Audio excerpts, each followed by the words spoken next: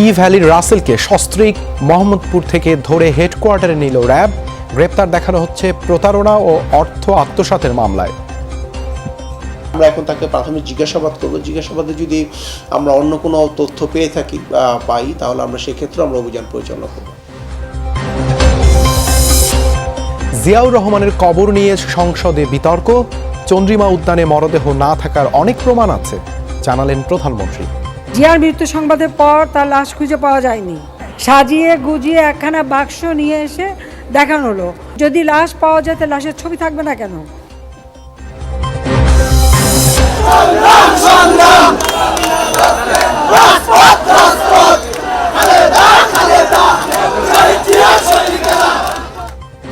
শেষ দিনেও সরগরম বিএনপির গুলশান কার্যালয়। ছাত্রদল সহ অঙ্গ ও সহযোগী সংগঠনের নেতাদের মতামত নিলেন নীতি নির্ধারকরা। ঢাকা বিশ্ববিদ্যালয়ের হল খুলছে 5 অক্টোবর। ক্লাস শুরুর দিনক্ষণ ঠিক হবে সিন্ডিকেট সভায়। তার আগেই শিক্ষক শিক্ষার্থীদের টিকা। চট্টগ্রামে 10 লাখ টাকা আত্মসাতের জন্য ডিবি পরিচয়ে অপহরণের নাটক। অভিযুক্ত অফিস সহায়ক সহ গ্রেপ্তার 2। জাতিসংঘ অধিবেশনে যোগ দিতে কাল ঢাকা ছাড়ছেন প্রধানমন্ত্রী। কথা বলবেন ভ্যাকসিন ও রোহিঙ্গা ইস্যুতে, জানালেন পররাষ্ট্রমন্ত্রী। এছাড়াও রাতের বাংলাদেশে থাকছে ফুটবলের নতুন মৌসুম নিয়ে বাফুফের পরিকল্পনায় জট। 3.5 মাসের মধ্যে দলবদল। স্বাধীনতা ও ফেডারেশন কাপ আয়োজন শেষে বিপিএল শুরুর পরিকল্পনা।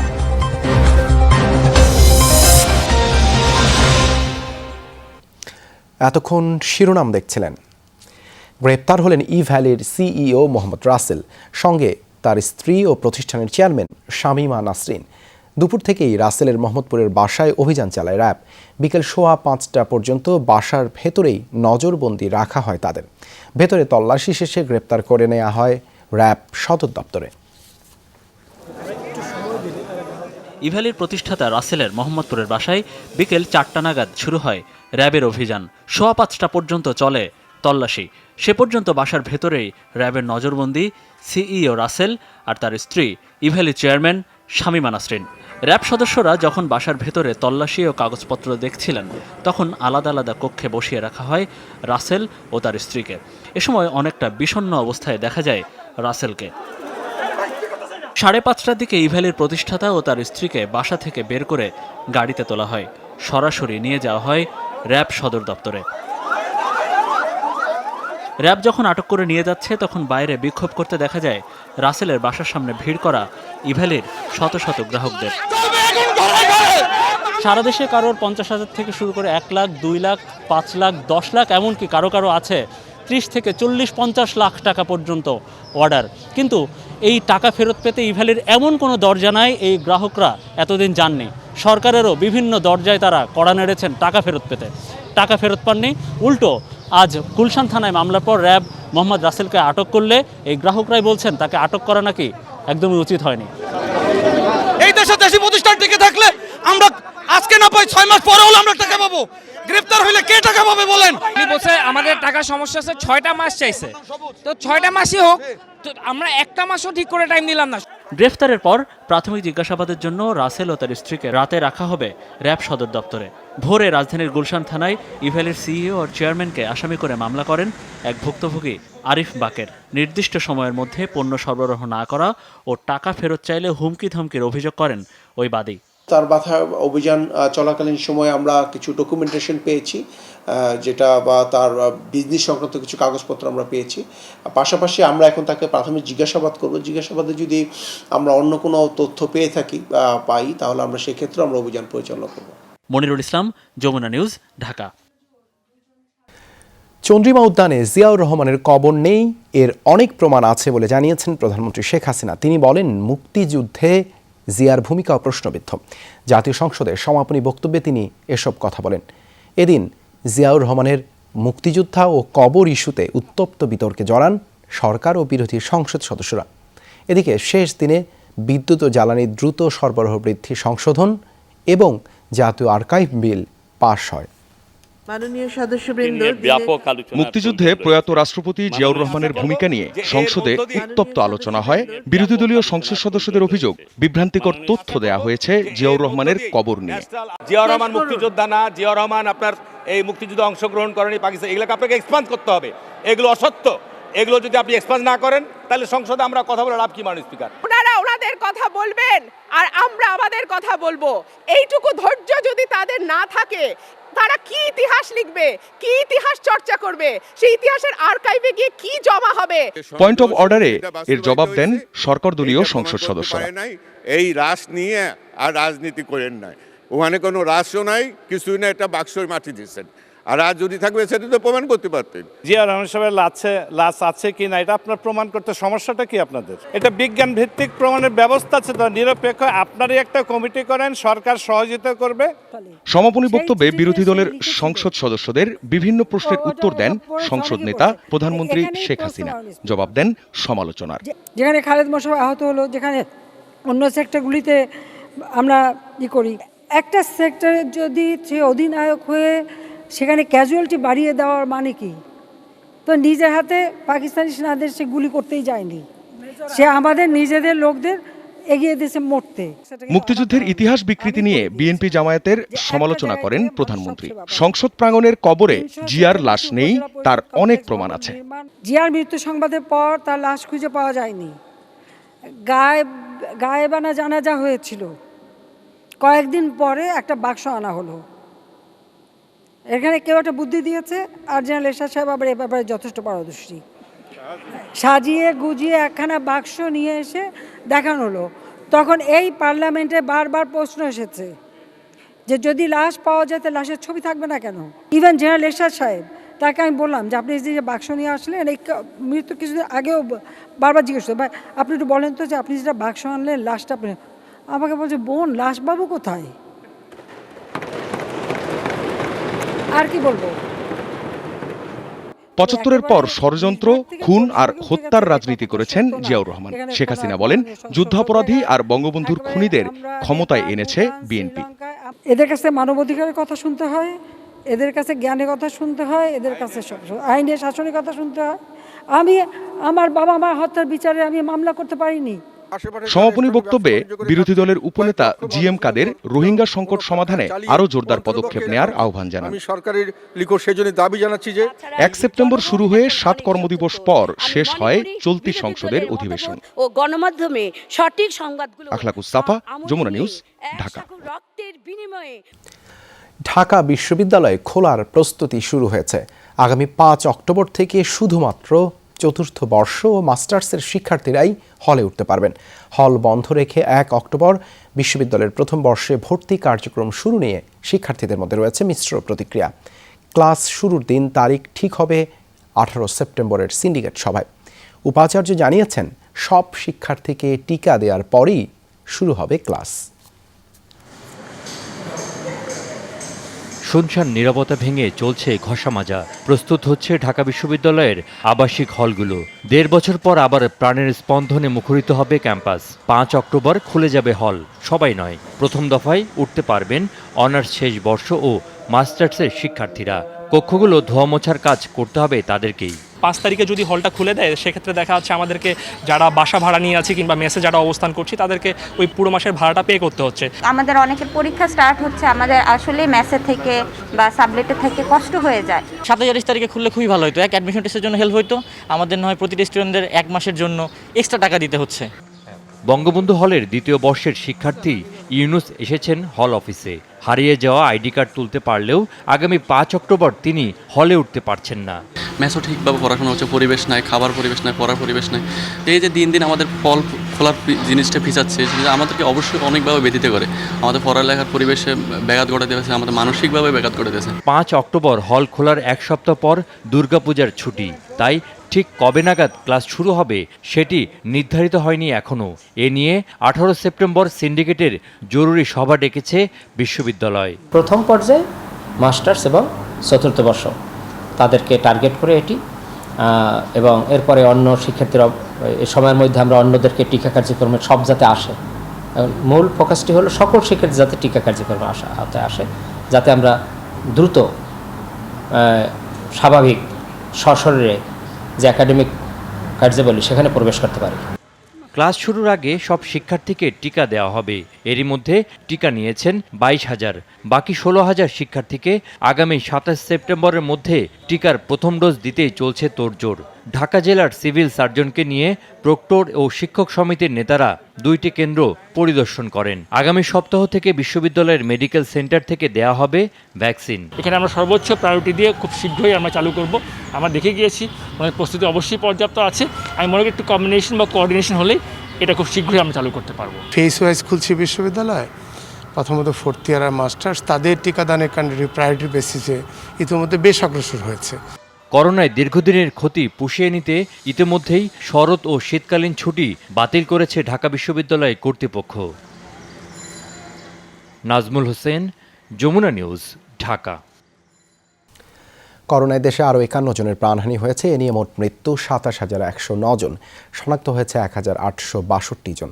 পরীক্ষা অনুপাতে শনাক্তের হার 5.98%। নমুনা পরীক্ষা হয়েছে 31,149টি। এ পর্যন্ত শনাক্ত 15,38,231 জন। 24 ঘন্টায় সুস্থ হয়েছেন 3,549 জন। মোট সুস্থ 14,94,090 জন। মৃত 51 জনের মধ্যে পুরুষ 25, নারী 26। বিভাগ ভিত্তিক প্রাণহানির হিসেবে ঢাকায় সর্বোচ্চ 29 জন মারা গেছেন। এছাড়া চট্টগ্রামে 8, খুলনায় 6, রাজশাহীতে 4, বরিশালে 3, রংপুরে 1 জন করে মারা গেছে। টানা 1.5 বছর পর বিদেশ যাচ্ছেন প্রধানমন্ত্রী শেখ হাসিনা। জাতিসংঘ সাধারণ পরিষদে যোগ দিতে শুক্রবার সকালে ফিনল্যান্ড হয়ে নিউ ইয়র্ক যাচ্ছেন তিনি। 24 সেপ্টেম্বর জাতিসংঘে বাংলায় ভাষণ দেবেন তিনি। এবারের বক্তৃতায় ধনী গরিব সব দেশের মানুষের জন্য করোনা ভ্যাকসিন নিশ্চিত করার তাগিদ দেবেন তিনি। পররাষ্ট্রমন্ত্রী জানিয়েছেন, রোহিঙ্গা সংকট নিয়ে এবার কোনো প্রস্তাব দিচ্ছে না বাংলাদেশ। টেকসই উন্নয়ন অভিষ্ট অর্জনে আমরা যথাযথভাবে এগিয়ে চলেছি। করোনার সংক্রমণে গেল বছর ভার্চুয়ালি জাতিসংঘ সাধারণ পরিষদে অংশ নেন প্রধানমন্ত্রী শেখ হাসিনা। এবার সশরীরে অংশ নিচ্ছেন তিনি। 19 মাস পর দেশের বাইরে এটাই হতে যাচ্ছে প্রধানমন্ত্রীর প্রথম সফর। জাতিসংঘের 76তম অধিবেশনে করোনা মহামারী মোকাবেলায় টিকার ন্যায্য বণ্টন নিশ্চিতের উপর জোর দেবেন শেখ হাসিনা।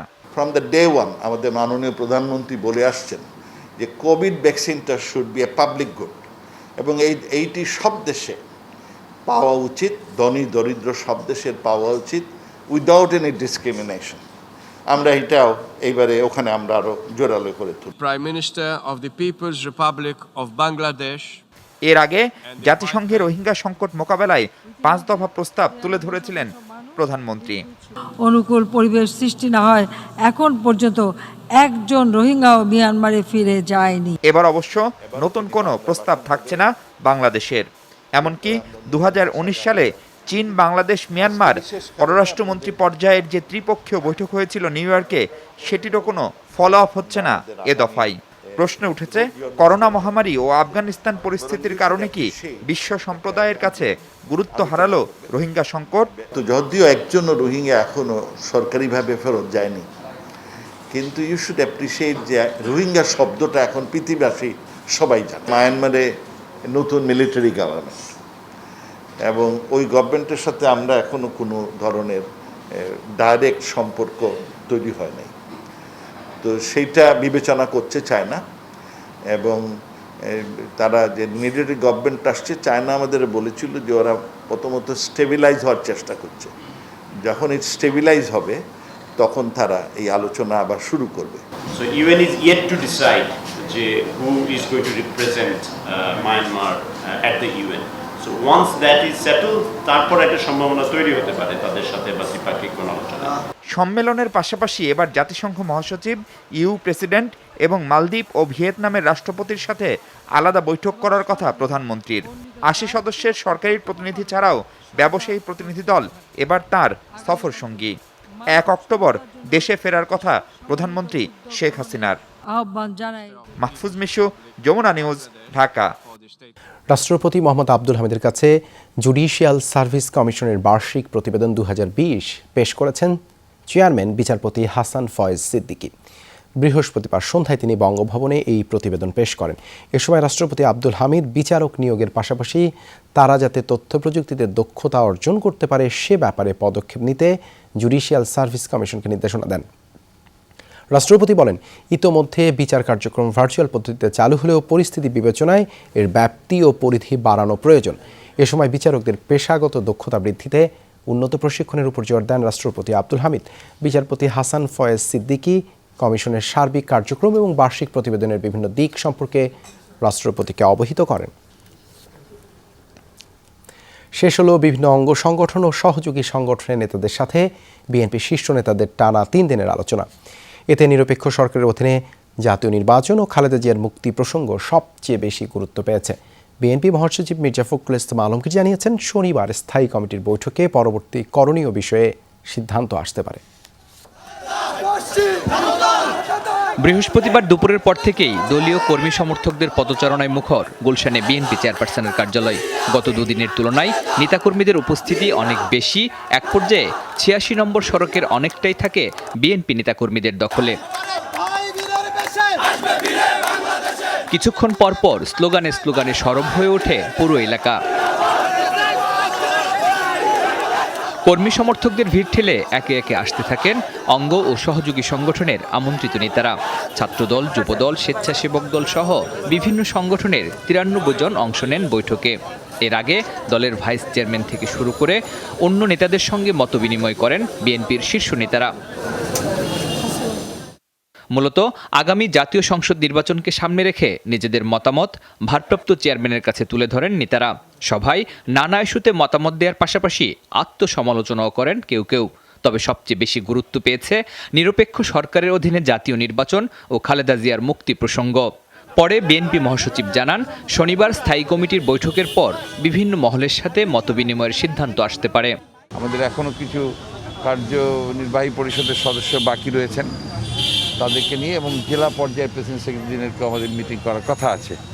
আমরা হয়তো সেই বিষয়গুলো পরে পেশাজীবীদের সঙ্গে আমাদের কিছু আলোচনা করার কথা আছে। নতুন নির্বাচন কমিশন গঠন প্রসঙ্গে জানতে চাইলে মির্জা ফখরুল বলেন, এই বিষয়টি খুব একটা গুরুত্ব দিচ্ছে না বিএনপি। নির্বাচন কমিশন নিয়ে আমরা এখন কোনো চিন্তাই করছি না, এখন এই সম্পর্কে আমরা কথাও বলিনি। আমরা সামগ্রিক দেশের রাজনৈতিক পরিস্থিতি কি করণীয়, আমাদের সাংগঠনিক অবস্থান, এগুলো নিয়ে আমরা 3 দিনের মতবিনিময় সভায় দলের বিভিন্ন পর্যায়ের নেতারা আন্দোলন, নির্বাচন আর খালেদা জিয়ার মুক্তি ইস্যুতে তাদের মতামত জানিয়েছেন বিএনপির শীর্ষ নেতৃত্বের কাছে। তাদের দাবি, একটা বিষয়ে তারা ঐক্যমতে পৌঁছেছেন এবং শীর্ষ নেতৃত্বের কাছে জানিয়েছেন যে কোনোভাবেই দলীয় সরকারের অধীনে আর নির্বাচনে যাওয়া উচিত হবে না বিএনপির। কারণ তারা মনে করছে যে আন্দোলন ছাড়া এ পরিস্থিতি কোনোভাবেই বদল হবে না। শরীফুল ইসলাম খান, যমুনা নিউজ, ঢাকা। এক দশক ধরে প্রতিষ্ঠানের বিশ্বস্ততা অর্জন করে অফিস সহায়ক আব্দুর রহিম ব্যাংক কার্যক্রমের পাশাপাশি ওই ব্যবসায়িক প্রতিষ্ঠানের গুরুত্বপূর্ণ নথিপত্র দেখভালের দায়িত্ব ছিল তার। তবে সেই বিশ্বাস বেশি দিন ধরে রাখতে পারেনি রহিম। চম্পট দেন ব্যাংক থেকে 10 লাখ টাকা উত্তোলনের পর। টাকা আত্মসাতে সাজায় ডিবি পরিচয়ে অপহরণের নাটক। তবে শেষ রক্ষা হয়নি, ধরা পড়তে হয় পুলিশের হাতেই। কাঁধে কালো ব্যাগ নিয়ে ব্র্যাক ব্যাংক চট্টগ্রাম কাজীর দেউরি শাখায় প্রবেশ করছে ক্লিপটন গ্রুপের অফিস সহায়ক আব্দুর রহিম। 1 দশক ধরে চাকরির সুবাদে বেশ বিশ্বস্তও ছিলেন তিনি। সেই বিশ্বাস থেকেই গত 12 সেপ্টেম্বর ব্যাংক থেকে 10 লাখ টাকা তুলে আনার দায়িত্ব দেয়া হয়েছিল তাকে। তাকে আমরা সবাই আদর করতাম, সেই হিসাবে তার কাজগুলো সুন্দর, সেই হিসাবে তাকে বলছি যে সেই হিসাবে তাকেই বেশিরভাগ আমরা টাকা উত্তোলনের জন্য পাঠানো হয়। এত টাকার লোভ সামলাতে পারেনি আব্দুর রহিম। টাকা আত্মসাতে সাজিয়েছিল ডিবি পরিচয়ে অপহরণের নাটক। বেধড়ক মারধর করা হয়েছে তাকে, এমন তথ্য জানিয়ে নিজেই গিয়ে ভর্তি ছিল হাসপাতালে। সে আমাদেরকে বলে যে তাকে পদ থেকে ডিবি পরিচয় দিয়ে স্টেশনের সামনে থেকে একটা স্ট্যান্ডার্ড চার্টার্ড ব্যাংকের সামনে থেকে তাকে তুলে নিয়ে গেছে। তো আমরা পরবর্তী আমরা জানি যে স্টেশন সামনে আসলে কোনো স্ট্যান্ডার্ড চার্টার্ড ব্যাংক নাই। এই বিচ্ছুতিগুলো আমরা বিভিন্নভাবে সাজিয়ে বুঝতে পারি যে আসলে সেই টাকাটা মেরে দিয়েছে। তবে পুলিশের তদন্তের সামনে দীর্ঘস্থায়ী হয়নি তার এই নাটক। হাসপাতাল থেকেই গ্রেফতার করা হয় তাকে। পরে তার দেয়া তথ্য মতে বন্ধু সেলিমের বাসায় অভিযান চালিয়ে উদ্ধার করা হয় ব্যাগ ভর্তি টাকা। সে স্বীকার করে তার রেলওয়েতে চাকরি করে একজন বন্ধু, তার কাছে সে টাকা, ব্যাগ এবং তার মোবাইল রক্ষিত আছে। আমরা অভিযান পরিচালনা করে সম্পূর্ণ 10 লক্ষ টাকা তার মোবাইল সহ আমরা উদ্ধার করতে সক্ষম হই। দীর্ঘদিনের ঋণের বোঝা কমাতে এই প্রতারণার আশ্রয় নিয়েছিল বলে জানায় আব্দুর রহিম। রবিবার যখন আমি চেকটা পাই তখন আমার 5.5 লাখ টাকা ঋণ আছে, ওইগুলো ভাবছি ওই টাকাগুলো যদি আমি আত্মসাৎ করতে পারি তাহলে আমি ওই দেনাগুলা থেকে মুক্ত হতে পারবো। টাকা আত্মসাতের এ ঘটনায় অফিস সহায়ক আব্দুর রহিম ও তার বন্ধু সেলিমের বিরুদ্ধে কোতোয়ালি থানায় মামলা দায়ের করে ব্যবসায়িক প্রতিষ্ঠানটি। আল আমিন শিকদার, যমুনা নিউজ, চট্টগ্রাম। চাকরি দেওয়ার নামে ভুইফর কোম্পানি খুলে প্রতারণার অভিযোগে 2 জনকে গ্রেপ্তার করেছে সিআইডি। রাজধানীর ভাটারা এলাকা থেকে বুধবার বিকেলে তাদের গ্রেপ্তার করা হয়। সকালে সিআইডি কার্যালয়ে সংবাদ সম্মেলনে জানানো হয় চক্রটি প্রতারণা করে 4 বছরে অন্তত 1.5 কোটি টাকা হাতিয়ে নিয়েছে। তারা সরকারি বেসরকারি বিভিন্ন প্রতিষ্ঠানে 3য় ও 4র্থ শ্রেণীর চাকরির ভুয়া নিয়োগপত্র দিয়ে এই অর্থ হাতিয়ে নেয়। এ বিষয়ে 25 জন অভিযোগ জানালেও ভুক্তভোগীর সংখ্যা শতাধিক হবে বলে মনে করে সিআইডি। চক্রের অন্য সদস্যদের ধরতে অভিযান অব্যাহত আছে। এদিকে নারায়ণগঞ্জ থেকে ডাকাত চক্রে এক সদস্যকে গ্রেপ্তার করেছে সিআইডি। মালিক ও নৈশ প্রহরীর হাত পা বেঁধে মুন্সিগঞ্জের চিতলিয়া বাজারে 2টি স্বর্ণের দোকানে লুটে নিয়েছে ডাকাতরা। লোকজন এগিয়ে এলে নৌপথে পালিয়ে যায় তারা। এ সময় নৌ পুলিশের ট্রলার লক্ষ্য করে বিস্ফোরক ছুঁড়ে মারে তারা। সিসিটিভির ফুটেজ দেখে দুর্বৃত্তদের শনাক্তের চেষ্টা করছে আইন শৃঙ্খলা রক্ষাকারী বাহিনী। রাত 2:15টার দিকে মুন্সিগঞ্জ সদরের চিতলিয়া বাজারে বন্দুক ও দেশীয় অস্ত্র নিয়ে হানা দেয় 15-20 জনের ডাকাত দল। বাজারের 2 নৈশপ্রহরীকে হাত পা বেঁধে আটকে রাখে তারা। প্রথমে শাটার ভেঙে বণিক শিল্পালয় নামে একটি দোকানে প্রবেশ করে ডাকাত দল। পাশের বাসা থেকে মালিক ও পরিবারের সদস্যরা এগিয়ে এলে তাদের হাত পা বেঁধে ফেলা হয়। দোকানের মালিকের দাবি প্রায় 100 ভরি স্বর্ণ ও 40 লাখ টাকা লুটে নেয় ডাকাত দল। প্রথমেই দরজা ভাঙার শব্দ পাইছি, পরে হঠাৎ করে উঠেছি কি দরজা ভাঙবো কি আর শাটার খুলবো কি রাত্র করে, তো বুঝতে পারছি যে আপনার ডাকাইতে আসছে।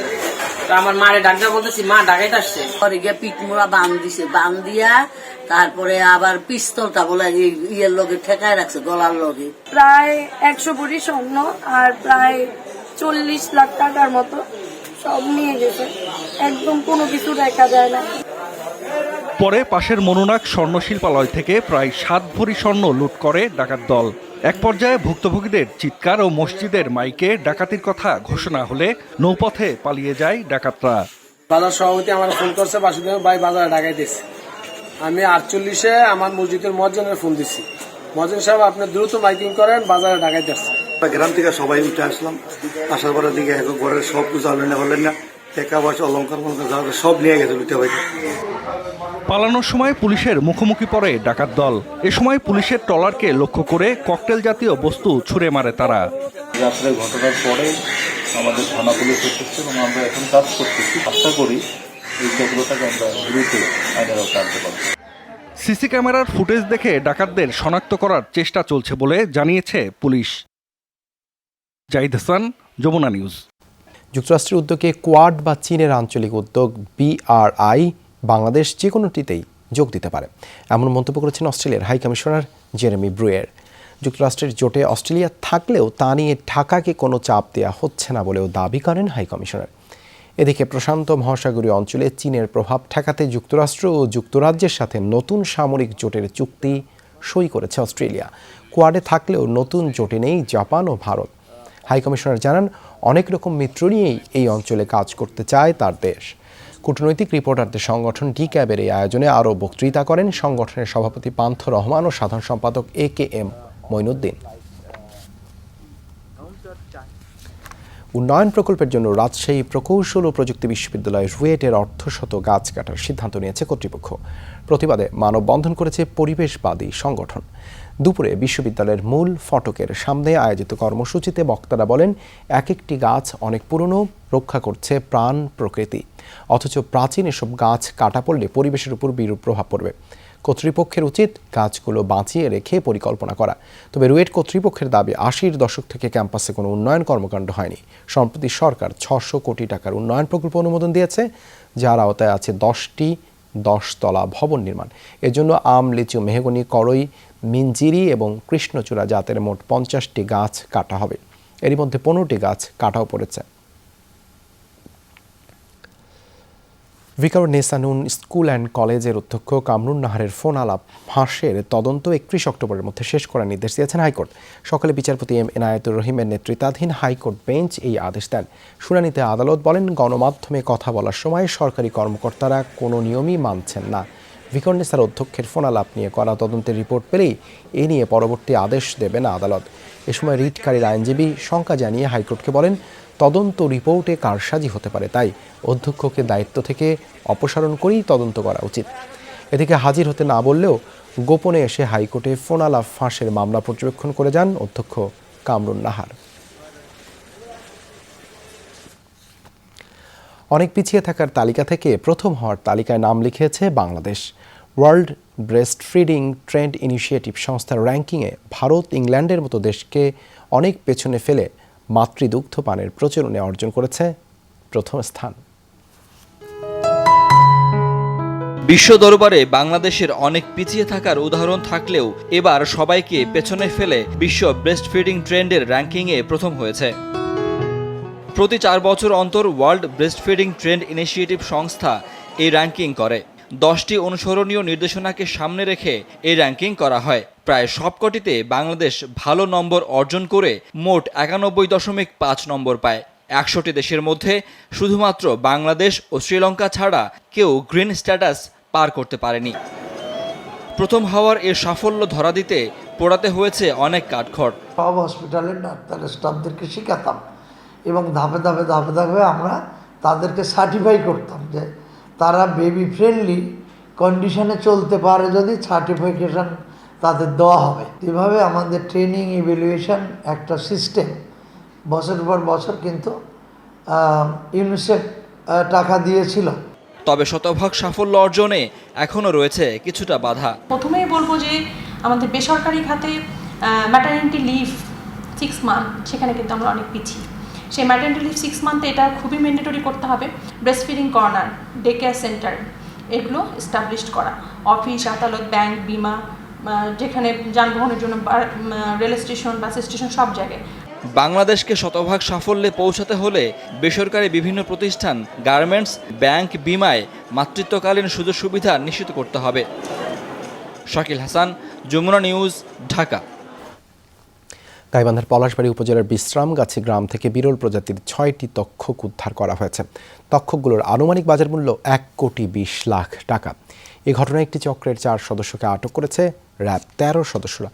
ভোরে বিশ্রামগাছি গ্রামে অভিযান চালায় র্যাব, সেখানে 4 জনকে আটক করা হলে তাদের দেয়া তথ্য মতে উদ্ধার করা হয় 6টি বিরল প্রজাতির তক্ষক। এ সময় চক্রটির 6-7 সহযোগী পালিয়ে যায়। র্যাব জানায় তক্ষকগুলো পাচারের জন্য সংগ্রহ করেছিল চক্রটি। তাদের বিরুদ্ধে বন্যপ্রাণী সংরক্ষণ আইন ও প্রতারণার অভিযোগে মামলা করা হয়েছে। উদ্ধার করা তক্ষকগুলো বন বিভাগের কাছে হস্তান্তরের প্রক্রিয়া চলছে বলেও জানান তিনি। বিরল প্রতিবাদে নামলেন ভারতে আন্দোলনরত কৃষকরা। বুধবার উত্তরপ্রদেশের গাজিয়াবাদ শহরে কবর খুঁড়িয়ে তাতে শুয়ে বসে কৃষি আইন বিরোধী স্লোগান দেয় কয়েকশো মানুষ। আবাসন প্রকল্পের নামে কৃষকদের 270 একর আবাদি জমি দখল করে উত্তরপ্রদেশ সরকার। ভূমিগুলোর ক্ষতিপূরণ চুকানোর জন্য যোগী আদিত্যনাথ প্রশাসনের কাছে ছিল আন্দোলনকারীদের জোরালো দাবি। গেল 5 বছর যাবৎ আবাসিক প্রকল্পটির বিরুদ্ধে বিক্ষোভ করছেন কৃষকরা। একই সাথে গেল বছর পাশ হওয়া বিতর্কিত 3টি কৃষি আইনেরও সংস্কার দাবি তোলা হয়। কেন্দ্রীয় সরকারের বক্তব্য, এর মাধ্যমে সহজে এবং ন্যায্য মূল্যে পণ্য বিক্রি করতে পারবেন কৃষকরা। কিন্তু আন্দোলনরত কৃষকদের অভিযোগ, শিল্পপতিদের পকেট ভারী করার লক্ষ্যে এসব আইন। সেগুলো রদের দাবিতে প্রায় 1 বছর ধরে চলছে বিক্ষোভ, প্রতিবাদ।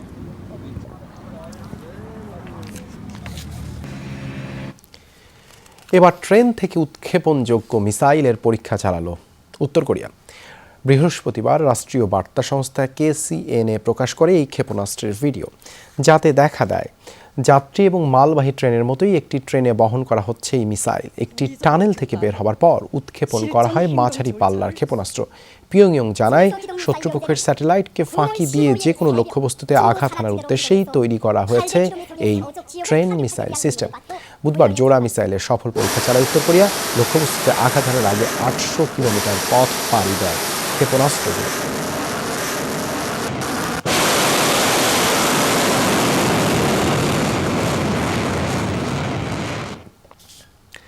চীনকে মোকাবেলায় বিশেষ নিরাপত্তা চুক্তি AUKUS স্বাক্ষরের ঘোষণা দিল যুক্তরাষ্ট্র, ব্রিটেন ও অস্ট্রেলিয়া। বুধবার প্রেসিডেন্ট জো বাইডেনের নেতৃত্বে হয় ভার্চুয়াল বৈঠক, যাতে যৌথ বিবৃতি দেন 3 রাষ্ট্র ও সরকার প্রধান। এর ফলে অত্যাধুনিক প্রতিরক্ষা প্রযুক্তি ভাগাভাগি করবে দেশগুলো। এছাড়া প্রথমবারের মতো পারমাণবিক ক্ষমতা সম্পন্ন সাবমেরিন তৈরির সুযোগ পাবে অস্ট্রেলিয়া। ভারত প্রশান্ত মহাসাগরীয় অঞ্চলে চীনের সামরিক উপস্থিতি বাড়তে থাকায় উদ্বিগ্ন বিশ্ব সম্প্রদায়। জলসীমায় নজরদারি ও শক্তি বৃদ্ধি করছে দেশটি। প্রতিবেশীদের অভিযোগ, আন্তর্জাতিক জলসীমায় বাড়াচ্ছে আগ্রাসনও। তবে বরাবরই তা অস্বীকার করে আসছে বেইজিং। সরাসরি চীনকে মোকাবেলার ইস্যুটি স্পষ্ট না করলেও ভারত প্রশান্ত মহাসাগরীয় অঞ্চলে নতুন নিরাপত্তা চুক্তি AUKUS স্বাক্ষরের ঘোষণা দিল যুক্তরাষ্ট্র, ব্রিটেন ও অস্ট্রেলিয়া। সম্পর্ক জোরদারে যাকে ঐতিহাসিক উদ্যোগ হিসেবে আখ্যা দিলেন নেতৃবৃন্দ। AUKUS পারস্পরিক নিরাপত্তার ক্ষেত্রে কার্যকর হবে। নিজস্ব অত্যাধুনিক প্রযুক্তি এবং সামরিক সক্ষমতা ভাগাভাগির মাধ্যমে গড়ে তোলা সম্ভব শক্তি প্রতিরক্ষা বলয়। এছাড়া ভারত প্রশান্ত মহাসাগরীয় অঞ্চলে শান্তি স্থিতিশীলতা বজায় রাখতেই এ ত্রিদেশীয় উদ্যোগ। চুক্তির প্রথম পদক্ষেপ হিসেবে অস্ট্রেলিয়াকে পারমাণবিক ক্ষমতা সম্পন্ন সাবমেরিন অর্জনে সহযোগিতা করবে বাকি 2 দেশ। আরও থাকবে কৃত্রিম বুদ্ধিমত্তা, কোয়ান্টাম প্রযুক্তি এবং সাইবার নিরাপত্তা। ত্রিদেশীয় নিরাপত্তা চুক্তির মাধ্যমে নতুন অধ্যায়ের সূচনা হলো। এর মাধ্যমে ভারত প্রশান্ত মহাসাগরীয় অঞ্চলে কমানো হবে অস্থিরতা। প্রথম পদক্ষেপ হিসেবে অস্ট্রেলিয়াকে পরমাণু ক্ষমতা সম্পন্ন সাবমেরিন তৈরিতে সহযোগিতা করা হবে। সেক্ষেত্রে অবশ্যই পারমাণবিক নীতিমালাগুলো মেনে চলবো আমরা। অস্ট্রেলিয়ার নিরাপত্তার স্বার্থেই এই চুক্তি। মিত্রদের সাথে সম্পর্ক আরও শক্তিশালী হবে।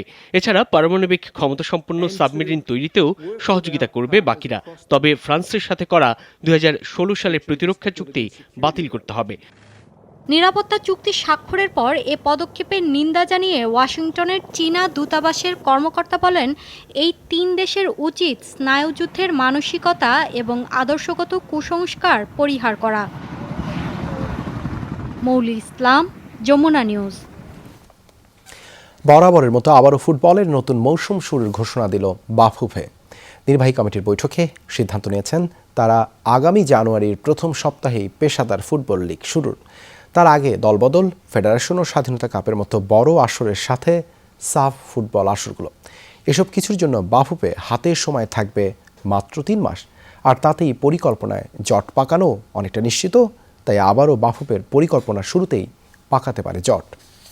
ফার্স্ট উইক অফ জানুয়ারি 2022 আমরা আমাদের পেশাদার লিগ আমরা শুরু করতে চাই।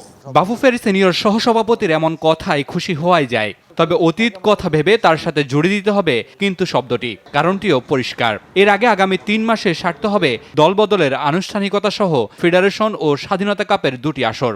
মাঝে তো সাফ ফুটবল আছেই। এটি অনেক জাঁকজমকপূর্ণ একটা টুর্নামেন্টের মাধ্যমে আমরা আমাদের নতুন মৌসুমের যাত্রা শুরু হবে এবং সাথে সাথে ফেডারেশন কাপও কিন্তু অনুষ্ঠিত হবে।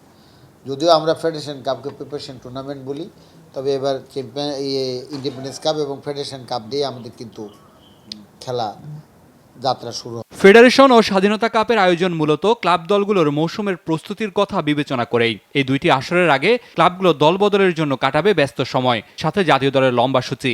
সব মিলিয়ে সময় মাত্র 3 মাস। তাই পরিকল্পনা মতো হলে তা হবে বাফুফের জন্য রীতিমতো অসাধ্য সাধন এক কাজ। এছাড়াও ঢাকার মাঝে আছে মাঠ সংকট। বাফুফের তালিকায় 19 মাঠ থাকলেও এখনও তার কোনোটি চূড়ান্ত নয়। আমার কাছে 19টি মাঠের একটা লিস্ট দিয়েছে আমার অফিস। সেই 19টি মাঠ হলো আগে আমরা অতীতে যখন খেলেছি সেই থেকে এই বছর যে মাঠগুলো খেলেছি সেটি সহ। বাফুফের নির্বাহী কমিটির বৈঠকে সিদ্ধান্ত এসেছে প্রথম, দ্বিতীয় ও তৃতীয় বিভাগ ফুটবল নিয়েও। তৃতীয় বিভাগ ফুটবল বাদ দিয়ে শুধু প্রথম ও দ্বিতীয় বিভাগ লিগ হবে আগামী মৌসুম থেকে। মামুনুর রশিদ, যমুনা স্পোর্টস, ঢাকা। এই ছিল রাতের বাংলাদেশে। এতক্ষণ আমাদের সাথে থাকার জন্য ধন্যবাদ।